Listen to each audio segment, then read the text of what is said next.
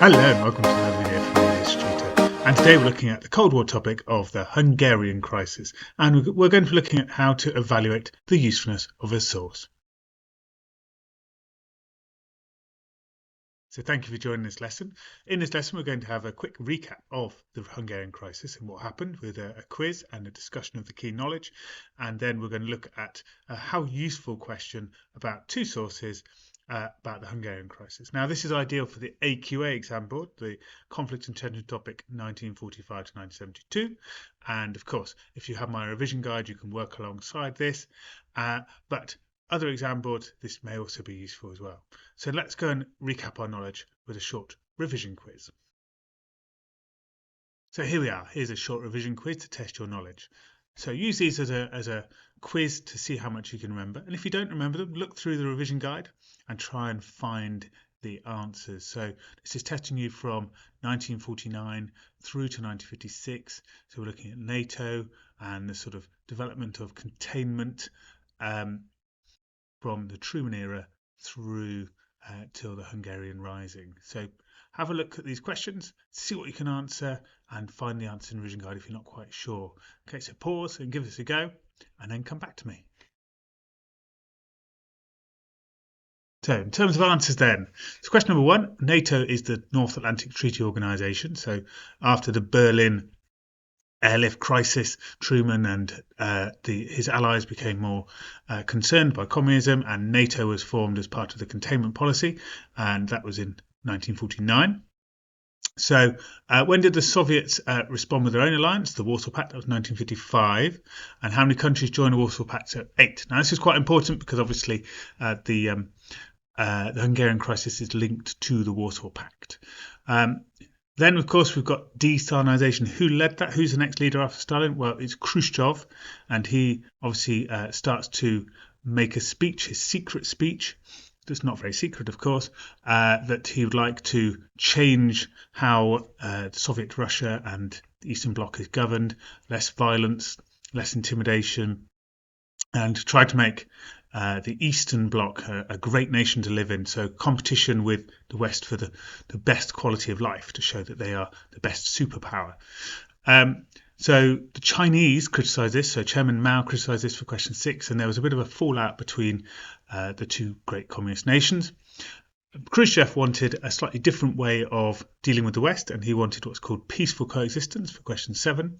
And so we start to get the idea of the thaw developing, that the relationships got better, they start meeting for peace negotiations, and those sorts of things start to happen in the late 1950s.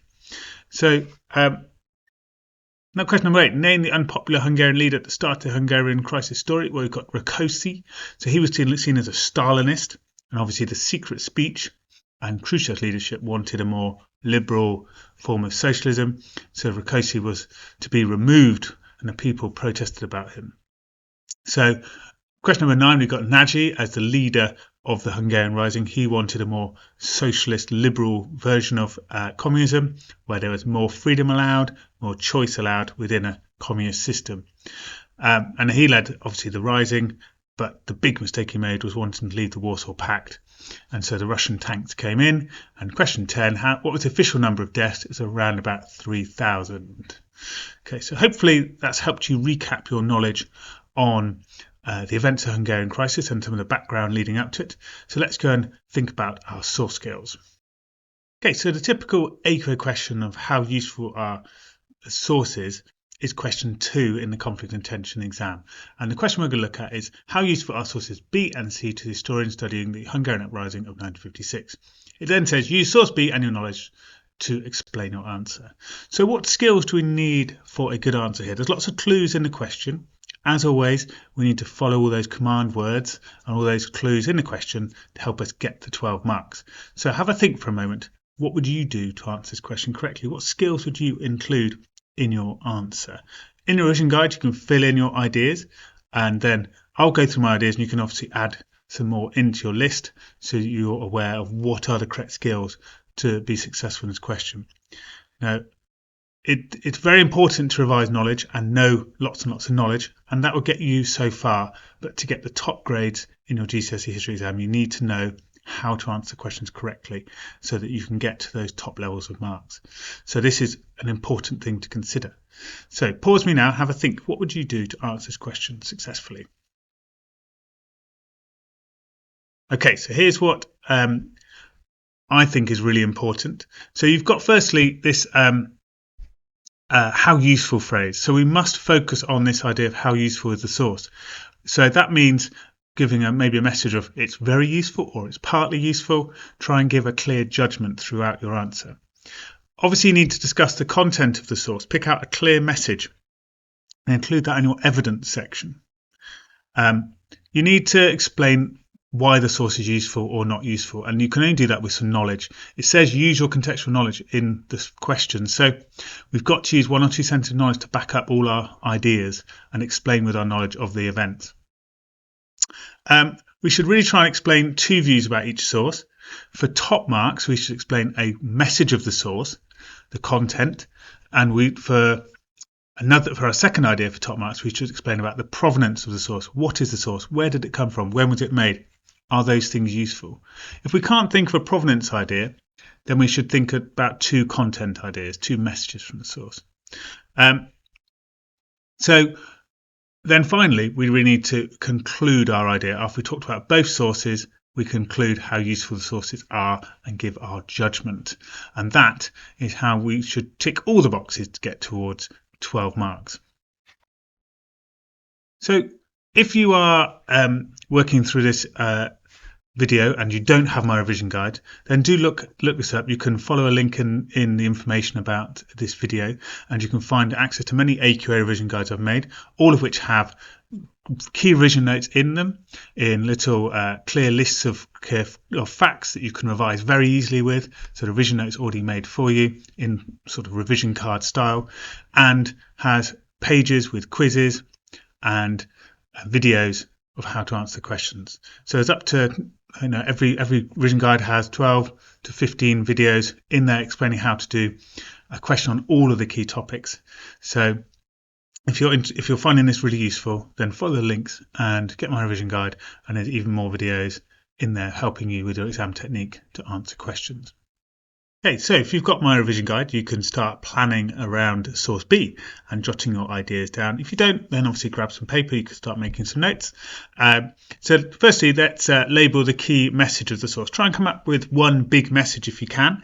Then think about what's useful and not useful about that message. Have a think about the provenance, the information at the top in the sort of italics writing. What's useful and not useful about that? And then start listing knowledge you could use to back up your ideas. So I suggest doing this for both sources. So pause me now, come up with your ideas, and then we'll discuss what are some of the sensible ideas to give in an answer.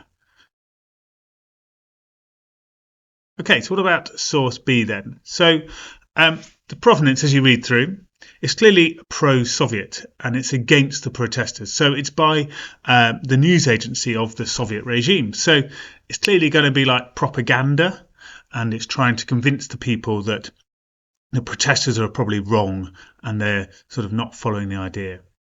It calls the people bandits. So again, that sort of supports the idea that it's pro the regime and against the protesters.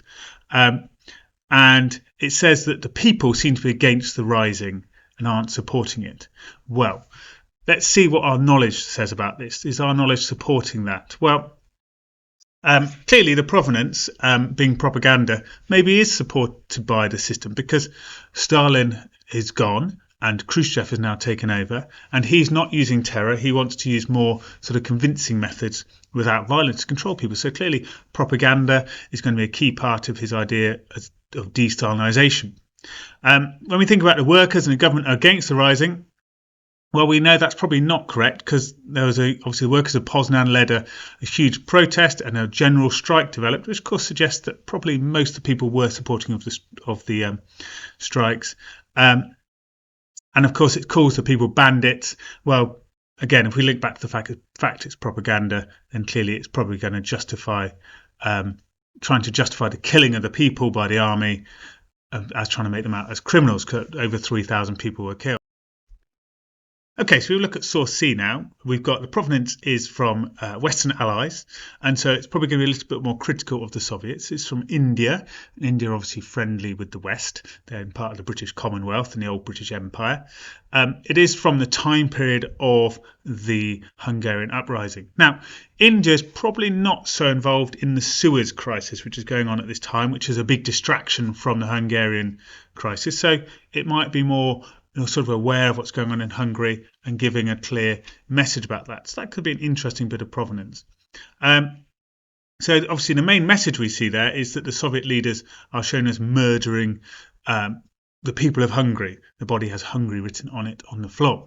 And this suggests they've murdered and killed the protesters, and they want to sort of cover up what they've done by throwing their bodies in the canal, as it says.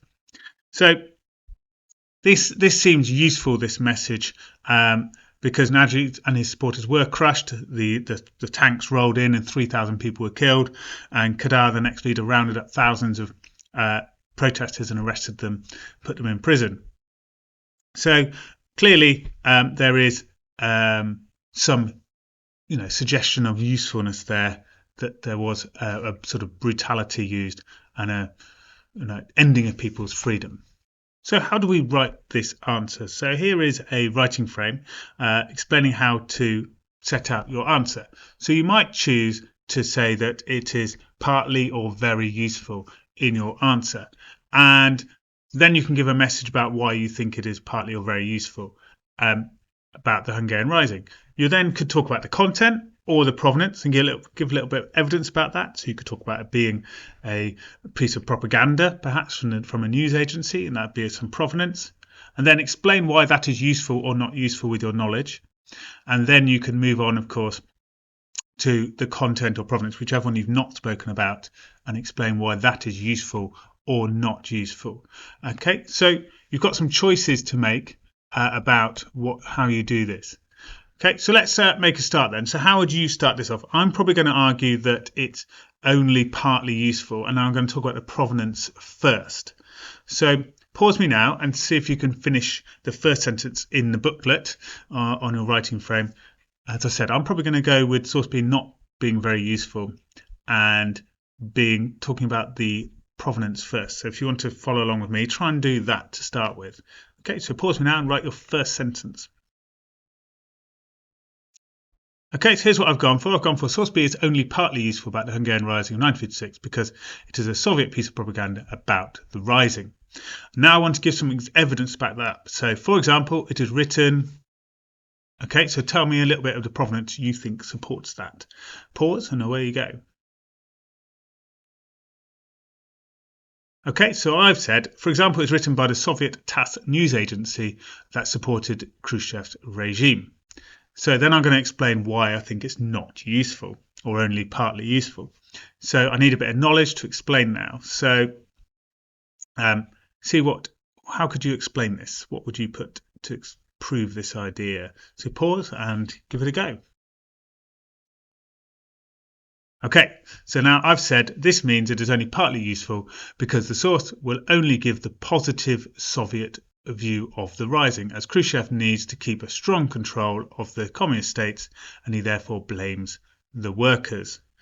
Okay, so he's got to have this positive view because of desalinization. I could have mentioned that perhaps in there as well if I wanted to, but it's plenty there at the moment. And then I can say, furthermore, it is not useful because, and I can talk about what's in the content now to back this up a bit more. So how would I do that? So could you finish off, give an idea of a message now that would support this idea? So pause and give a go. Okay, so here's what I've written. So furthermore, it's only partly useful because it says the workers and the people don't support the uprising as they are all bandits. This is not useful as a general strike of the workers developed in Budapest in support of the Poznan protests, and this led to Nagy taking power. The people wanted a more liberal form of socialism. Okay, and then I can conclude next. So I can round off my answer. So overall, it is not very valuable and give a short conclusion. So how would you conclude this and give your opinion at the end? To get top marks, it's important to give your opinion of each source. So how would you do that? Pause, give it a go. So I've given as my view. Overall, it's not very valuable as it gives a false account of the events, although it has some value as it shows that Khrushchev was using propaganda to control the people rather than large-scale terror like Stalin had used. Okay, so I've given a little bit of balance there as well in my ideas at the end to say that there is some use to it and shows a sort of wider thinking also. Right, so finally then, we can look at the source C now. So source C, here's a simple writing frame for it. What I suggest you do is you look back at source C. It is obviously more useful, so I've left the terms very useful in there and just left it as a positive response. I think it probably is more useful than source B. So pause me now and see if you can write the full answer for source C, giving the message, what it shows, explaining with knowledge, and then see if you can talk about the provenance and why that's useful as well. So pause me now and give it a go.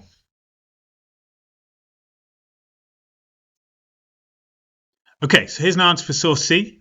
How did you get on? Did you manage to get knowledge to back up all your ideas? Maybe this will give you some inspiration to improve your answer or to assess your answer and see how you got on with it. So source C is very useful about the Hungarian uprising of 1956 because it suggests that the Soviet leaders had murdered the people in the Hungarian uprising.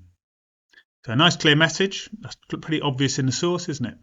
For example, the source shows Khrushchev walking away from a dead body that has Hungary written on it. So a bit of evidence that's very clear to back it up. This is useful because it shows that the Soviets had brutally murdered the leaders of the uprising as they sent 6,000 tanks to crush Naji's regime and killed over 3,000 people. The comment to throw the body in the canal suggests that Khrushchev wished to hide the violence from the people as he claimed he would not use violence like Stalin had. So furthermore, it is useful because the provenance is from India. This is useful as they are not a communist nation that would provide propaganda, and also it's not from the Western media, which was distracted by the Suez Crisis. This means it was given a more neutral opinion of events. Okay, so hopefully that gives you a good idea of how to answer both questions. Now, you might be wondering about, does this need a conclusion? So you can add a concluding sentence, of course, at the end to sort of round off your ideas. However, if you've given a really clear point at the start of your paragraph and a really clear ending to your paragraphs, then it should be very clear about what your overall message is. And the examiner should be able to see your analysis quite clearly. Okay. So I hope you found that video useful. It's tricky doing those source skills and how to explain the sources with knowledge and tie everything together in a really well structured format. So I hope that was useful to develop that skill. And obviously, if you want to see more ways of doing that skill, then have a look at more of my videos, have a look at my revision guide, and I'll tell you how to do these skills on more questions with more examples. Okay, well, hope to see you again soon. Bye bye for now.